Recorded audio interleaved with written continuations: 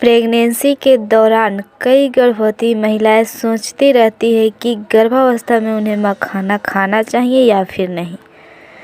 तो आइए आज हम जानते हैं कि गर्भावस्था में मखाना खाना चाहिए या फिर नहीं। गर्भावस्था के दौरान महिलाओं को अपने आहार का खास ध्यान रखना पड़ता है।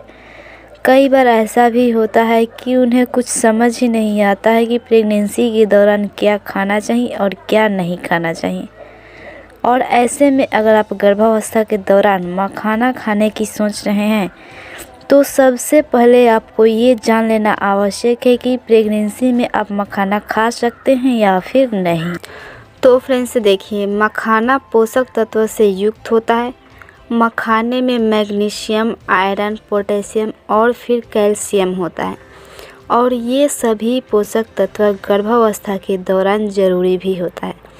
इनमें कैलोरी की मात्रा कम होती है, इसलिए गर्भवती महिला इसका सेवन जरूर ही कर सकती है।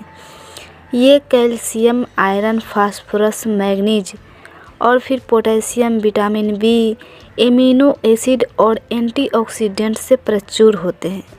ये पोषक तत्व उन गर्भवती महिलाओं के लिए बहुत ही ज़्यादा फायदेमंद होता है जिनमें हाई बीपी और प्रेगनेंसी में डायबिटीज होने की खतरा ज़्यादा होता है। अब देखिए फ्रेंड्स, गर्भावस्था में मखाना खाने का फ़ायदा। मखाना से दिमाग को आराम मिलता है जिससे अच्छी नींद पाने में मदद मिलती है। मखाने में मौजूद विटामिन और एंटीऑक्सीडेंट शरीर की क्रियाओं को भी नियंत्रित रखते हैं। प्रेगनेंसी में हार्मोनल बदलाव और तनाव और फिर खान पान की आदतों की वजह से अनिद्रा हो सकती है। और फिर मखाना में आइसोक्विनोलिन एल्केलॉइड होते हैं जो अनिद्रा को काफ़ी हद तक कंट्रोल कर सकते हैं। और फिर मखाना खाने से दस्त रोकने में भी मदद करता है। गर्भावस्था में हार्मोनल असंतुलन के कारण दस्त हो सकते हैं। मखाना में कुछ मात्रा में एल्केलाइट होते हैं जो कि आंतों को प्रभावित कर दस्त को रोकते हैं। अब है फ्रेंड्स, ब्लड प्रेशर कंट्रोल करने का तरीका। मखाना में आइसोक्लोनिन नामक तत्व होता है जो कि रक्त वाहिकाओं को चौड़ा करता है और उन्हें आराम देता है। इससे गर्भवती महिला का ब्लड प्रेशर कंट्रोल में रहता है। और अब भ्रूण का विकास देखिए। प्रोटीन से युक्त मखाने शिशु के मस्तिष्क और तंत्रिका तंत्र के विकास में मदद करते हैं। इसलिए शिशु के सही विकास के लिए गर्भवती महिलाओं को मखाना ज़रूर ही खाना चाहिए।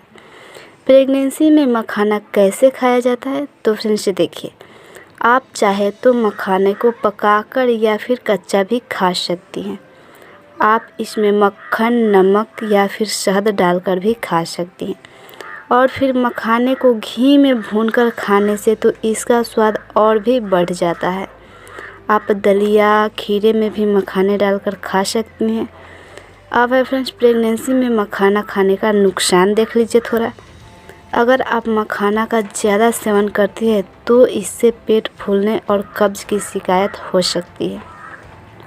इसकी वजह से ब्लड शुगर की लेवल भी गिर सकता है। और अगर आप डायबिटीज़ की मरीज़ है तो आपको अधिक मात्रा में मखाना खाने से तो बचना ही चाहिए। और फिर अगर आपको मखाने से एलर्जी है तो गलती से भी आप प्रेगनेंसी में मखाना का सेवन ना करें। इसके अलावा गर्भवती महिला चाहे तो 1 से 2 मुट्ठी मखाने खा सकती है, लेकिन आपको इससे ज़्यादा मात्रा में इसका सेवन नहीं करना है, वरना आपको इसके फ़ायदे की जगह नुकसान हो सकता है। तो फ्रेंड्स, आज हम वीडियो को यहीं पे समाप्त करते हैं और उम्मीद करते हैं कि आपको वीडियो पसंद आई होगी। तो फ्रेंड्स, अब हम आपसे मिलते हैं नए वीडियो में नए टॉपिक के साथ। जब तक के लिए धन्यवाद।